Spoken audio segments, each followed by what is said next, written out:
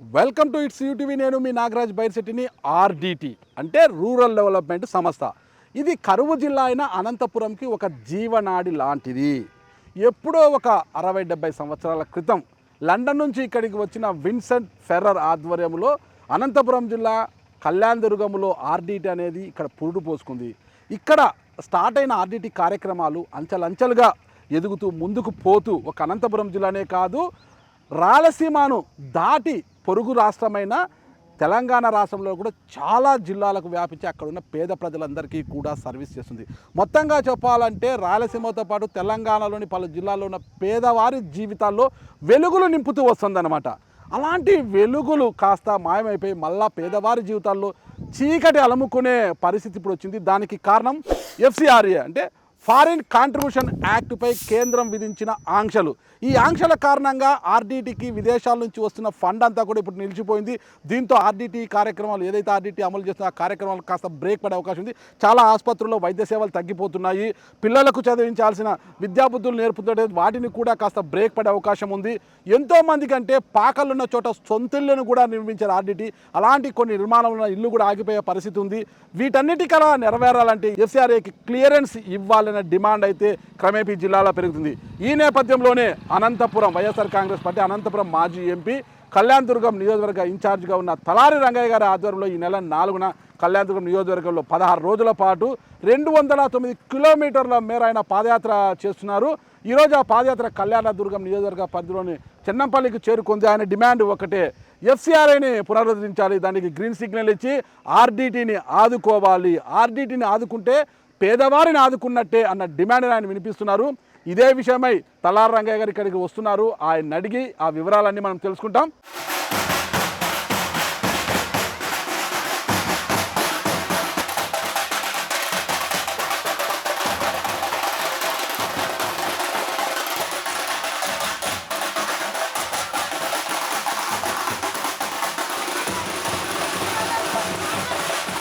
FCRA పునరుద్ధరణ కోసము కళ్యాణదుర్గం నియోజకవర్గం అంటే ఆర్డిటికి సంబంధించిన FCRA పునరుద్ధరణ కోసము ఖచ్చితంగా చేసి తీరాల్సిందేనని మాజీ ఎంపీ కళ్యాణదుర్గం నియోజకవర్గ వైఎస్ఆర్సీపీ ఇన్ఛార్జ్ తలారి రంగయ్య గారు పాదయాత్ర 9 రోజు చేరింది. చెన్నేపల్లిలో ఉన్నాము. రంగయ్య గారితో మాట్లాడి ఇక్కడ స్పందన ఎలా ఉంది, ప్రజల నుంచి నాకు మద్దతు ఎలా లభిస్తుంది అన్న పూర్తి వివరాలు కనుక్కుంటాము. నమస్తే సార్, బాగున్నారు కదా? మరి డల్ అయినట్టున్నారు పాదయాత్రలో. సహజం కదా. అసలు గతంలో BTP మీద నేను పాదయాత్ర చేస్తాను అన్నారు మీరు. అవునన్నమాట అన్నారు. ఆ తర్వాత BTP మీద పాదయాత్ర మానేసి ఉన్నట్టుండి ఆర్డిటిని భుజానికి ఎత్తుకుని ఎందుకు పాదయాత్ర చేస్తున్నారు? అదేమైందంటే ఏప్రిల్ నెలలో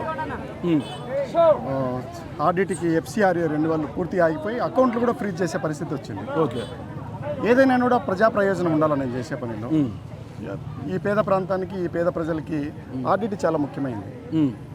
దీన్ని పక్కన పెట్టి నేను దాన్ని చేయడం వల్ల ఉపయోగం లేదు, ముందు ఇది చేయాలా. ఇది ఎందుకంటే ఈ పని చేసి పెడితే అట్లా విద్యార్థులకు కానీ, ఇట్లా హాస్పిటల్లో ఉండే వాళ్ళకి కానీ, రైతులకు కానీ చాలా అసలు దాని గురించి అందరికీ తెలిసిందే, ఏం ఆర్డిటి ఉంటే ఏమీ లేకపోతే. అందువల్ల ఆర్డిటి చాలా ముఖ్యమైనది కాబట్టి ఆర్డిటి తీసుకుంది. అంటే సాగునీరు కూడా అవసరం కదా, ఈ ప్రాంత కరువు ప్రాంతంగా ఉన్న ఈ ప్రాంతానికి సాగునీరు అది దాన్ని వదిలిపెట్టేది లేదు, కాంట్రాక్టర్ని వదిలిపెట్టేది లేదు, గొంజికాడిని వదిలిపెట్టేది లేదు, ఎమ్మెల్యేని వదిలిపెట్టేది లేదు. వదిలిపెట్టకుండా ఏం చేస్తారు? ఇదే ఈ పని ప్రజలకు తెలియజేస్తాను, ప్రజలకు తెలియజేస్తాను 18 నుంచి ఏం జరిగింది, ఎందుకు చేయట్లేదు అని. మీరు ఒక మాజీ ఎంపీ, ఈ రోజు మీరు ఏం అరిసినా మీది కంఠశోష మాత్రమే. కేంద్రంలో గవర్నమెంట్ లేదు, రాష్ట్రంలో లేదు, 11 స్థానాలకే పరిమితం అయిపోయినారు. మీది కంఠశోష. ఈ రోజు ఎంత అరిసినా కూడా మీ స్పందన ఎలా అంతవరకు ఎలా చెప్తుంది వాయిస్? ఈ దేశంలో ఈ దేశ చరిత్ర కానీ, సంస్కృతి కానీ తెలుసుకున్నాడు, ఉద్యమాల చరిత్ర తెలుసుకుని ఆ మాట మాట్లాడు. ఉప్పు పట్టుకుంటే బ్రిటిష్ గడగడలాడింది. ఓకే, పెద్ద పెద్ద రవి అస్తమించని బ్రిటిష్ సామ్రాజ్యము గడగడలాడింది ఏది ఉప్పు పట్టుకుంటే. ఓకే, ఈ దేశంలో అహింస మీద, సత్యాగ్రహం మీద, గాంధీ పద్ధతుల మీద ఎప్పుడు చాలా బలం ఉంటుంది. ఓకే, ఆ బలాన్ని ఎదుర్కోవడం కష్టం. అంటే మీరు పాదయాత్ర చేపట్టిన 2వ రోజే మీకు కొంత ఎదురుదెబ్బ, మీ పాదయాత్రను అడ్డుకోవడానికి ఒక గ్రామంలో పెద్ద ఎత్తున వచ్చి అడ్డుకున్నారు మిమ్మల్ని. ఒక యుద్ధమే జరిగింది. అలా పోలీసులు కూడా రావడం జరిగింది, వాయిదా వేసుకోమనడం జరిగింది. అసలు నిజంగా ఇదంతా కూడా ప్రజల కోసమే చేస్తుంటే మిమ్మల్ని అడ్డుకున్నది ఎవరు? అసలు ప్రజలు ఎక్కడ అడ్డుకున్నారు?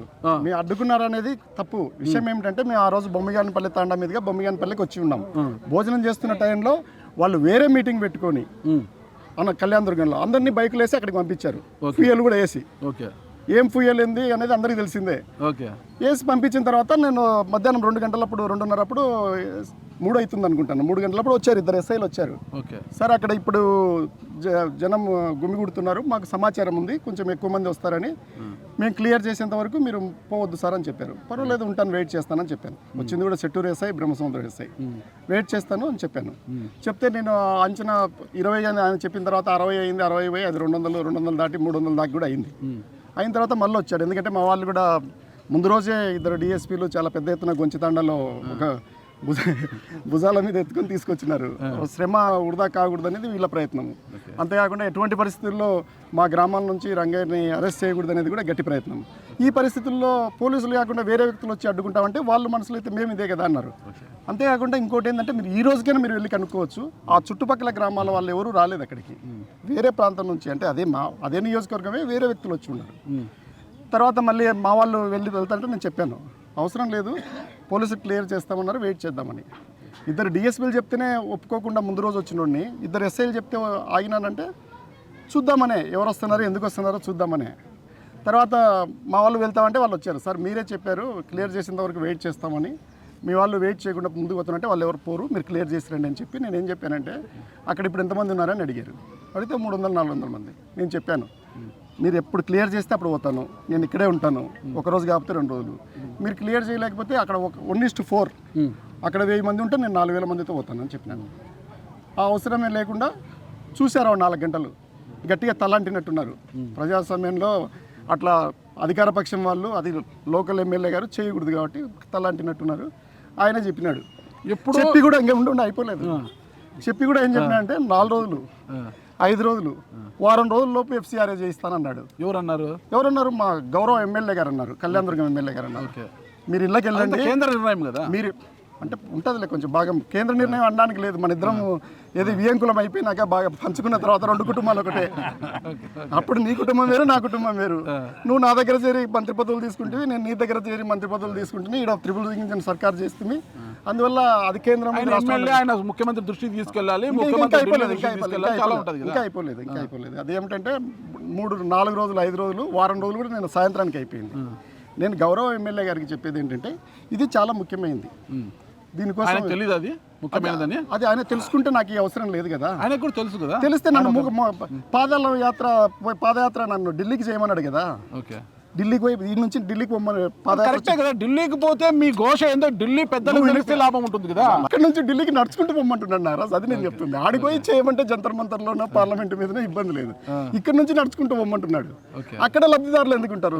పరీక్షించాలనుకున్నాడు. నా శక్తి దాంట్లో ఏం ఉపయోగము? నా శక్తి మళ్ళీ చెరువుల యాత్రలో చూద్దు, ఇప్పుడు ఏం చెప్తాను పని ఉంది. అందువల్ల ఇది పేదలకు సంబంధించి తను అనుకుంటే ఇట్లా మాట్లాడు కదా, ఎక్సెక్కాలు కాదు కదా. ఇప్పుడు చాలా అవమానంగా ఉందంటే, ఇప్పుడు మీరు కౌంట్ చేయండి, ఇప్పుడు మీరు కూడా జనాలను చూశారు కదా, ఓ 10-20 మంది పనికి మాలిన వాళ్ళు వస్తున్నారంట, అంత పని లేని వాళ్ళు వస్తున్నారంట నా దగ్గరికి.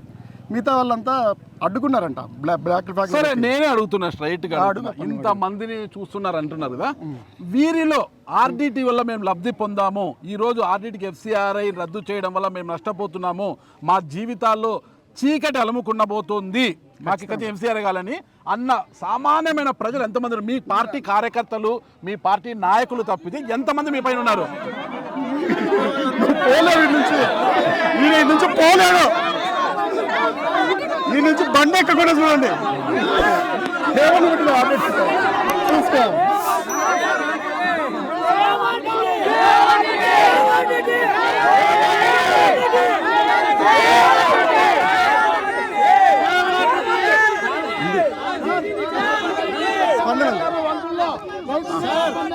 నా అవసరం లేదు, ఒక్క నిమిషం. నారాజు గారు తెలుసు, ఆయన వేరే జిల్లా వాడు కాదు, ఈ జిల్లా వాడే తెలుసు, అడుగుతున్నాడు.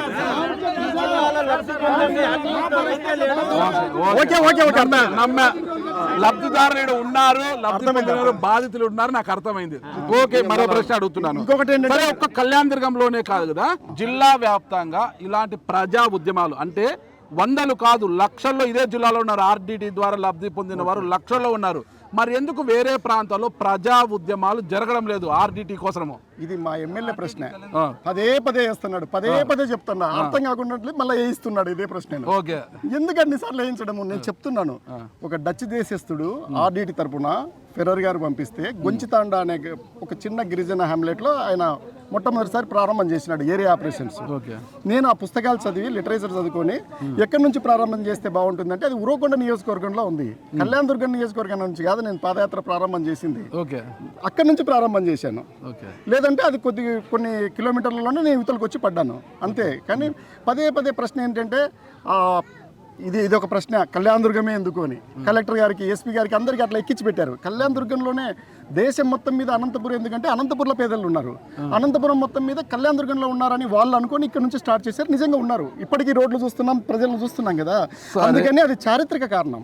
సరే, నిజంగా ఆయన మీద కక్షత చేసింది కాదు. ఎఫ్సిఆర్ఐని తిరిగి పునరుద్ధరించి ఆర్డీటీకి పూర్వవైపు తీసుకొచ్చి ప్రజలను ఉద్ధరించాలి, పేద ప్రజలను ఉద్ధరించాలి, పేద ప్రజల జీవితాల్లో వెలుగులు నింపాలి అనే ఒక కసితో మనస్ఫూర్తిగా ఈ పాదయాత్ర చేస్తున్నారా, లేకపోతే మీ మనుగడను కాపాడుకోవడానికి మీ ప్రయోజనం కోసం ఈ పాదయాత్ర చేస్తున్నట్టు ఏమంటారు? ఈ రెండో ప్రశ్న కూడా ఆయనదే. ఈ విషయం ఏంటంటే నేను ఆయన కలసలేదు, కలకపోయినా వినింటావు. విషయం ఏంటంటే నా మనుగడకి ఇప్పుడు వచ్చిన ఇబ్బంది ఏముంది, ఇది నా మనుగడకి సంబంధించింది కాదు. పేదలకు సంక్షోభంలో మాట్లాడుతున్న రంగయ్య గారు ఇది చేస్తున్నారు అంటే ఏమంటారు? ఈ రంగయ్యను పీడి రంగయ్య అంటారు, ఎంపీ రంగయ్యని కూడా అనలేదు. గుర్తింపు ఎక్కువైపోయిందప్ప, ఈ తక్కువ ఏం కాలేదు, ఆ ఇబ్బంది లేదు. అది ముఖ్యం కాదు, పేదలే ముఖ్యము, ప్రాంతమే ముఖ్యము. ఇప్పుడు అలా అనుకున్నప్పుడు నేను ఇది అంతా అయిపోయి మొత్తం మూలన పడిన తర్వాత, క్లోజ్ చేసిన తర్వాత ఎత్తుకొని ఉండేవాడిని కదా. నాకు ఎలక్షన్లకు దగ్గరకు వచ్చిన తర్వాత అప్పుడు చేసి ఉండేవాడిని కదా. రాజకీయ లబ్ధి అంటే నేను ఇప్పుడు ఏం రాజకీయ లబ్ధి ఉంది నాకు? 4 నెలల్లో ఉన్నాయా, 6 నెలల్లో ఉన్నాయా, 2 సంవత్సరాల్లో ఉన్నాయా, 3 సంవత్సరాల్లో ఉన్నాయా? సరే, ఇంకొక ప్రశ్న. మళ్ళీ మీరు అన్ని విమర్శలు అడుగుతున్నాడు, వ్యతిరేకంగా అడుగుతున్నా. రంగయ్య గారిని కళ్యాణదుర్గం నుంచి తప్పించి తిరిగి అనంతపురం పంపించాలి, భవిష్యత్తులో మళ్ళీ ఎంపీగానే పంపించాలని పార్టీ అధిష్టానము భావించింది. అయితే రంగయ్య గారికి ఇష్టం లేదు, నా శక్తి ఇది, నా బలం ఇది నియోజకవర్గంలో చూడండి అని పార్టీకి తెలియజేయడానికే, పార్టీ అధిష్టానానికి తెలియజేయడానికే రంగయ్య గారి పాదయాత్ర ఇది. అది ఆర్డీటీ, అందుకని ఎఫ్సిఆర్ఐ రద్దు చేసినారా? నా బలం మీకు ఇది ఒక సాకు దొరికింది, ఇది ఒక సాకు దొరికింది మిమ్మల్ని మీరు ప్రూవ్ చేసుకోవడానికి. నారాజు, నేను చరిత్ర క్షమించదు, ఎందుకంటే మూత పడితే నేను ఇక్కడ సమన్వయకర్తని, ఇక్కడ అది ఇది ప్రధాన ప్రతిపక్షానికి ఉన్నాను, నాయకత్వం వహిస్తున్నాను. నేను లేవనెత్తకపోతే నేను లేవనెత్తుతుంటేనే మీరు ఇన్ని ప్రశ్నలు వేస్తున్నారే, సామాన్య మానవులు అయితే ఈసారి తీసుకుని లోపల వేసేస్తారు. అందుకని నేను గొంతుగా వినిపిస్తున్నా. గొంతుకి పార్టీకి ఏముంటుంది, నేను పార్టీలో మనిషిని, వాళ్ళు ఎక్కడ ఉపయోగాలంటే అక్కడ ఉపయోగించుకుంటారు. నీ దగ్గర ఉంటారు మనుషులు, ఇప్పుడు నువ్వు ఇందాక వాళ్ళ మీలో కెమెరా ఇట్లా పెట్టు అట్లా పెట్టని, నన్ను అంతే ఉంటుంది, దాంట్లో ఏముంటుంది, దాంట్లో అదేం పెద్దది కాదు, అది చాలా చిన్నది. నేను ఒక్కడనే మొదటిసారి ఏమి ఎమ్మెల్యేనో ఎంపీ కాబోను, లేదా నేను ఒక్కడే చివరిని కాబోను, మళ్ళీ జీవితం చాలా ఉంటుంది, ముందు కూడా చాలా ఉండినది, ఏమి ఇబ్బంది. ఎప్పుడో 50 సంవత్సరాల క్రితం ఇక్కడ ఇది పురుడు పోసుకుంది ఆర్డీటీ అనేది. దీనివల్ల ఒక్క అనంతపురం జిల్లానే కాదు, అనంతపురం జిల్లాకు ఒక జీవనాడి లాంటిది ఇది అనుకోవచ్చు మనకు. అయితే అనంతపురం జిల్లాతో పాటు రాయలసీమ వ్యాప్తంగా విస్తరించి తెలంగాణ ప్రాంతానికి కూడా వెళ్ళి ఎంతోమంది పేదల జీవితాల్లో వెలుగునింది. ఇంత అంటే ఒక సమాంతర గవర్నమెంట్ లాగా ఉంది అనమాట ఇది. పేద ప్రజలకు ప్రభుత్వం ఏది చేయకపోతే దాని స్థానాన్ని ఇది ఆర్డీటీ సంస్థ చేస్తుంది. అయితే ఇప్పుడు ఆర్డీటీ సంస్థకు వస్తున్న విదేశీ నిధులను నిలుపుదల చేయడం వల్ల వచ్చే ప్రయోజనం ఏంటి? కేంద్రం ఎందుకు ఆపింది అనుకుంటున్నారు? అది ఎందుకన్నా ఆ పని నేను దాని వైపు చూడట్లేదు, అది వాళ్ళు చెప్పాలి ఏదన్నా ఉంటే. నేను ఈ వీళ్ళ వైపు నుంచి ఆలోచన చేస్తున్నా. ఎందుకు ఆపింది అనేది మీరేమన్నా? అది పెద్ద, నాకు అది చాలా చిన్న సమస్య, అది చిన్న కారణం. నాకు పెద్ద కారణం ఏంటంటే ఈ ప్రాంతం పాడైపోతుంది, ఈ ప్రజలు ఇబ్బందులు పడతారు, హాస్పిటల్కి పోవడం ఇబ్బంది అవుతుంది. ఇప్పుడు ఎవరైనా బెడ్ మీద ఉంటే ఎప్పుడైనా అడిగితే 50,000 నుంచి 5 లక్షలు 10 లక్షలు ఇచ్చిన సందర్భాలు కూడా బోల్డ్ అని చూశారు ఇక్కడ ఉన్న జనము. అది మూలం పడితే దాన్ని ఎవరు తీసుకుంటారు, ఎవరు ప్రశ్నించాలా, గొంతుక ఎవరిది కావాలా, అది నాకు ముఖ్యమైనది. రాష్ట్ర ప్రభుత్వం ఏం చేస్తుంది, దానికి ఉన్న ఇబ్బందులు ఏంటి, కేంద్ర ప్రభుత్వం నాకేం పని? అసలు రాజకీయాల కోసం ఉద్యమం చేస్తే వాళ్ళే కదా ఢిల్లీ నుంచి వాళ్ళు చూసుకుంటారు, పేపర్ ఇవ్వడమే కదా, దాంట్లో ఏముంటుంది? 70 సంవత్సరాలు 60 సంవత్సరాల నుంచి ఇబ్బంది లేనప్పుడు నేను పేపర్ ఇస్తే చెల్లేటట్టుంటే ఇచ్చేసింది, పీడి రంగయ్య సంతకం పెట్టి ఏమంటే ఇచ్చేస్తాను, అది చెల్లదు కదా. 60 సంవత్సరాల నుంచి లేని ఇబ్బంది ఇప్పుడు ఎందుకు వచ్చింది, అది వాళ్ళు చూసుకోవాలా, ఏమి ఇబ్బంది వచ్చింది. ఇప్పుడు ప్రజల నుంచి వస్తున్న స్పందన ఎలా ఉంది మీకు? ప్రతి గ్రామం నుంచి ఇప్పటివరకు ఎన్ని కిలోమీటర్లు పూర్తి చేశారు? దాదాపు మొత్తం ఎన్ని కిలోమీటర్లు, ఎన్ని రోజుల పాదయాత్ర? దాదాపు 16 రోజులు, 220 కిలోమీటర్ల దాకా అయ్యేటట్టుంది. ఇప్పుడు ఇది 120 దగ్గర ఉన్నాము ఎగ్జాక్ట్గా. ఇంకా జరుగుతుంది 19వ తారీఖు వరకు జరుగుతుంది. ఇది తాలూకా లెవెల్దే. నేను ఆ రోజే చెప్పాను, దీన్ని అన్ని దశల్లోనూ ఉద్యమం చేస్తాం, ఉంటుంది. అది మళ్ళీ పార్టీ పెద్దలు మిగతా వాళ్ళు అందరు కలిసి వచ్చే దాన్ని బట్టి ఢిల్లీనా హైదరాబాద్, ఢిల్లీలో కూడా చేయొచ్చు నన్ను ఇంటర్వ్యూ. అంతేనా? ఢిల్లీ కూడా ఫ్లైట్ టికెట్ పెట్టండి. ఇంకొక చిన్న అనుమానం ఉంది. 2014 నుంచి 19 వరకు కళ్యాణదుర్గం నియోజకవర్గంలో పాపం వైసీపీ వాళ్ళంతా కూడా ప్రతిపక్షంలో ఉన్నారు, డొక్కలు ఎండిపోయాయి. 19 నుంచి 24 వరకు అధికారంలో ఉన్నప్పటికీ కూడా వైసీపీ కార్యకర్తలకు ఇక్కడ ఉనిగారింది ఏమీ లేదు. అప్పుడు కూడా డొక్కలు మరింత ఎండిపోయాయి అన్నమాట. మళ్ళీ 24 వచ్చేసరికి ప్రతిపక్షం వచ్చారు, ఇక బక్కసిక్కిపోయి ఉన్నారు కార్యకర్తలంతా కూడా.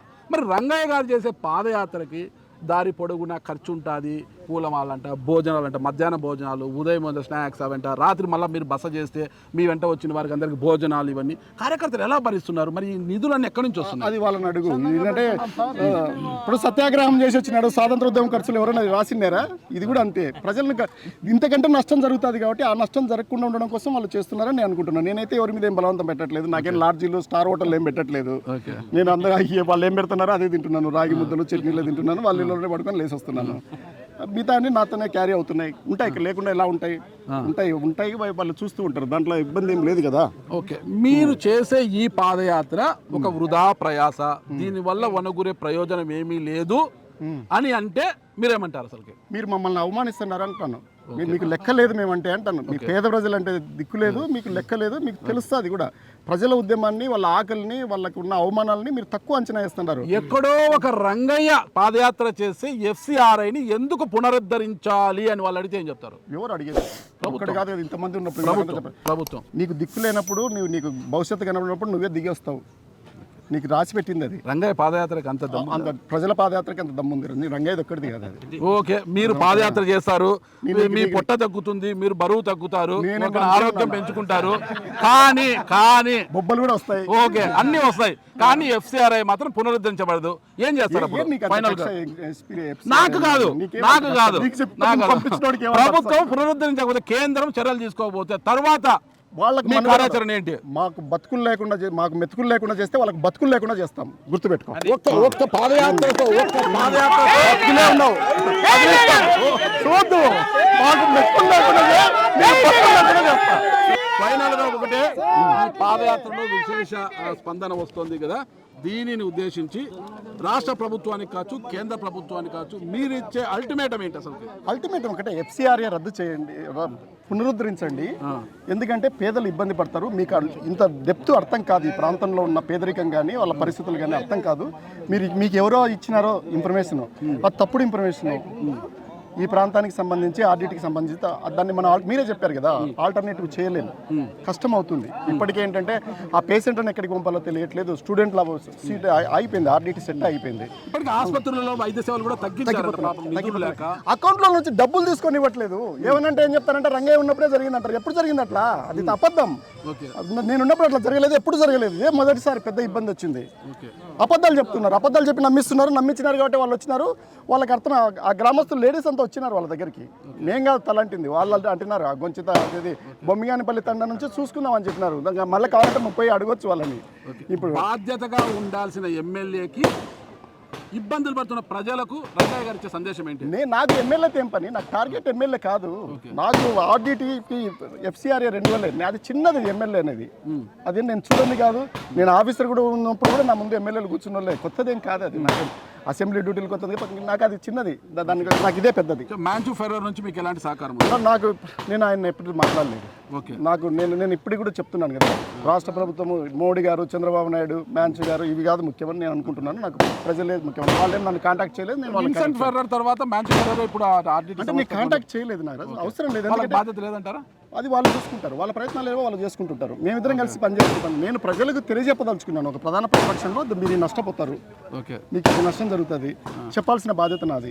వాళ్ళు ఏమనుకుంటారంటే, నేను ఎప్పుడు చెప్తుంటాను ఒకే మాట, ఇట్లా రోజు ఎండ కాసినట్టుగా, వానలు పడ్డట్టుగా అది ఆర్డిటీలోకి నిధులు వస్తాయనుకుంటున్నారు. అట్లా రావమ్మా, అయిపోయి అని చెప్తున్నాను నేను. అది ఫైనల్ గా ఆర్డిటీ నిధులు రాని పాదయాత్ర తరువాత ఏమైనా నిరాహార దీక్ష చేస్తారా? ఏం చేయాలా? నిరాహార దీక్ష ఫుల్గా తిరిగి కొట్లాడతాను నేను నిరాహార దీక్ష ఇష్టం కాదు. నాకు అట్లా ఏం లేదు. ఇది మా బతుకుల్లో మెతుకులు లేకుండా చేస్తే వారికి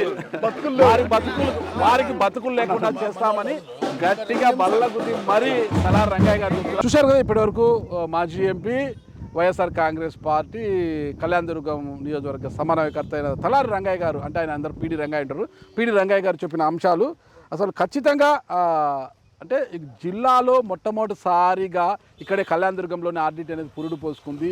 ఆ ఆర్డిటీ సేవలు ఆగిపోకూడదు, ఎప్పుడు కూడా సజీవంగానే ఉండాలనే ఒక డిమాండ్తో ఆయన చేస్తున్న పాదయాత్ర ప్రతి ఒక్కరు సంఘీభావం. ముఖ్యంగా ఆయన ఒక రాష్ట్ర అధికారి కూడా పనిచేశారు, ఆయన ఒక ఎంపీగా పనిచేశారు. అలాంటి ఆయన ఈరోజు ఈ మండు టెండలో కావచ్చు, ఈ ఉక్కపోతలో ఈ పాదయాత్ర చేస్తూ పేదల పక్షాన ఆయన పోరాటం చేస్తున్నారు. అందుకు సంబంధించి ఈ ఉక్కపోతను ఇదంతా కూడా లెక్క చేయకుండా ఆయన వడివడిగా అడుగులు వేసుకుంటూ పేదల జీవితాల్లో వెలుగులు నింపడానికి రంగయ్య గారు చేస్తున్న ఈ పాదయాత్రకు ప్రతి ఒక్కరు కూడా సంఘీభావం తెలపాలని, ఎఫ్సిఆర్ఐ పునరుద్ధరించి ఆర్డిటి సేవలు ఆగకుండా చేయడానికి ప్రతి ఒక్కరు కూడా కృషి చేయాలని యూటీవీ తరపున నేను కూడా మనస్ఫూర్తిగా కోరుకుంటున్నాను.